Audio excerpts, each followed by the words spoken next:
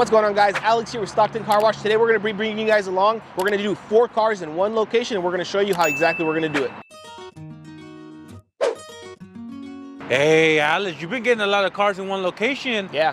How do you feel about that? It's good, man. Honestly, that's what we've been aiming for. We're trying to kind of centralize as many of the vehicles on the same date. That way we don't have to be driving around. We save time. In the long run, it's more profitable. Got it. Now you were saying, what was it, yesterday? Yeah. 6 cars. Yep. Yesterday, how many cars you have in one location? we did 12 cars yesterday between 2 crews. So we did 6 cars in one location, which helped us a lot. It was in Tracy, so we didn't have to drive around a whole lot with the traffic, and it can get a little hectic. And now tell me about the team. How many vans, how many employees we got today? So today we have 2 teams, 2 vans, a total of 4 guys. So we're gonna go ahead and knock these out and try to do them as fast as possible. Now, we ran into a little issue. We're a little late, but customers not ready, or what's going on here? Yeah, exactly. So, we fell a little bit behind. The first appointment kind of ran a little bit too long, but we're here now. We're waiting on the customer. So it's important, guys, if you're detailing, if you're new to detailing, always account for that, a little bit of lag time.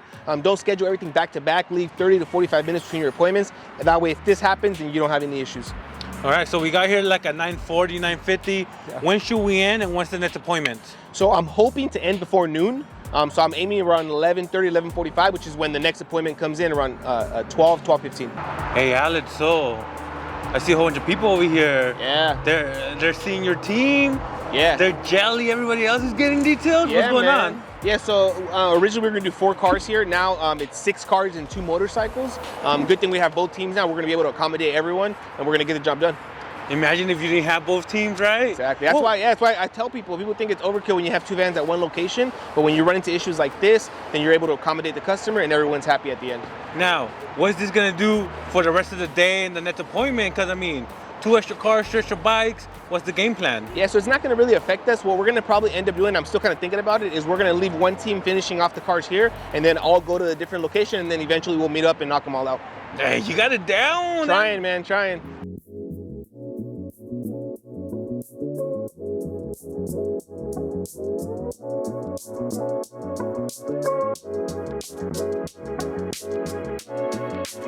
Right, Alex. We have 3 cars right now. Yeah. Are they all getting the same thing? So no, so this one's gonna be a little bit more of a detailed interior. This is more of a wash. This one we haven't done before. We're maintaining this one. So if you notice, the inside isn't really too dirty. So we're just gonna do like a complimentary wipe down. Got it. And now what's the game plan? You guys are gonna knock these 2 out, get 2 more, or bounce off other cars? So we're only gonna run off of 1 van for now until the water runs out. Just because it's kind of tight in here, we don't want to take up too much space. So we'll do the exteriors on these and kind of alternate them. Yeah.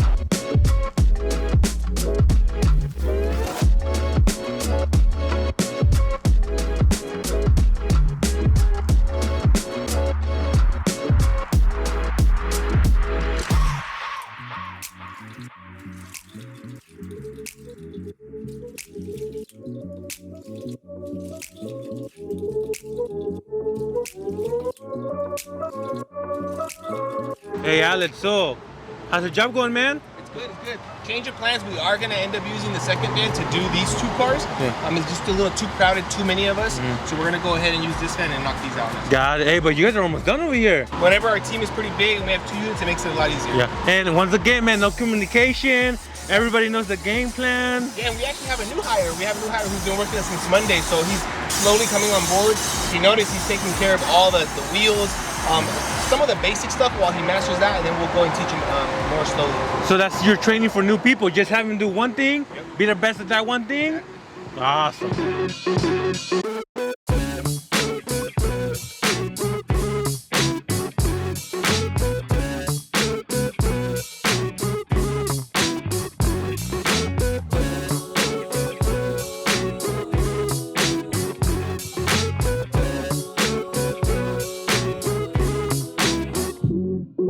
All right, Alex, so how's the job going, man?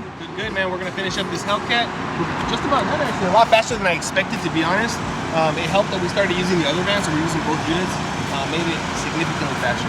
Got it. And then the Hellcat, 2 bikes, and that's it. That's it. Yeah. Hey, Alex, so There's like some scratches or dents on the Hellcat. Yeah. So if you notice right now, before we start every vehicle, we usually take we do a walk around video just to make sure, inspect it. If there's any obvious damage, record it, take a picture of it before we start the vehicle. You know, just so there's no misunderstanding between us and the client. Has that ever happened to you? It's happened a couple times, but again, with the videos, it's very easy to prove that it wasn't us. Hey, Alex, what you doing right now, man? We're gonna go ahead and do an engine bay detail. So we're gonna go ahead and cover the air filter so the water gets stuck in there. So we cover two things usually, the air filter and the alternator. In this case, only the air filter is exposed. We're gonna go ahead and put a little bag around the alternator just to make sure everything is safe. Wait, how come you're doing this? He wanted this, or is it? Yeah, so this is an additional service. He said if I could detail the engine bay, and I said yeah. Hey, Alex, because I've never seen you do an bay. What is it, engine bay? Engine bay, yeah. So it's basically the engine compartment. So is there any chemicals, specific chemicals you could use or not use? Yeah, that's a really good question. So when you're doing an engine, I'd recommend using any non-corrosive degreasers, non-corrosive all-purpose cleaners, because there is wiring in the engine. So you want to make sure that the products that you're using aren't super strong, so that they're not going to burn through the wires. How could a new detailer know how to clean an engine? Is it trial and error, or there? No, so that's definitely something that I wouldn't do trial and error on, just because it's very, very easy to mess it up. Some of the most common things that people do is they don't cover the right things. For example, like the air filter, the alternator, or any other engines. Like old schools have the carburetor on top. You want to make sure no water gets into those areas. Another thing that I recommend is not to use a super heavy pressure or a high pressure when you're using the pressure washer, and to not aim directly at these areas here, which are like the connections, the electrical connections. It's very important to not aim super close to that. That way you prevent any damage.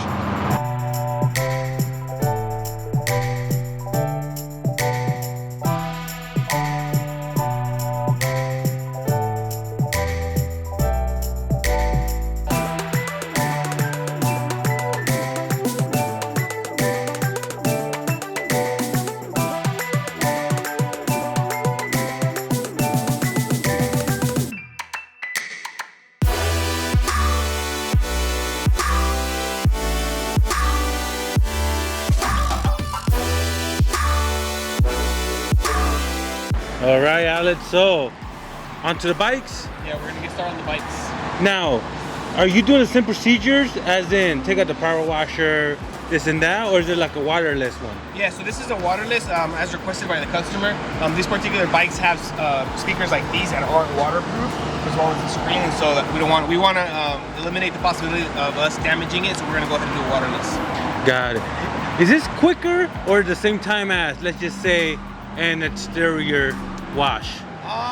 It's about the same, but it is a little bit more tedious just because you're not using water. So all the crevices on these bikes you have to do by hand, and then you have to do it in a way where you're not going to scratch them, which is also a little bit time consuming. All right, guys, so there you have it. We knocked out a total of 6 cars and 2 motorcycles in one location. Do me a favor, guys, drop a comment down below. I want to know what you think about how we handle big loads of cars. Drop a comment down below, hit that like button, subscribe, and don't forget to hit that bell to get a reminder when we upload the next video.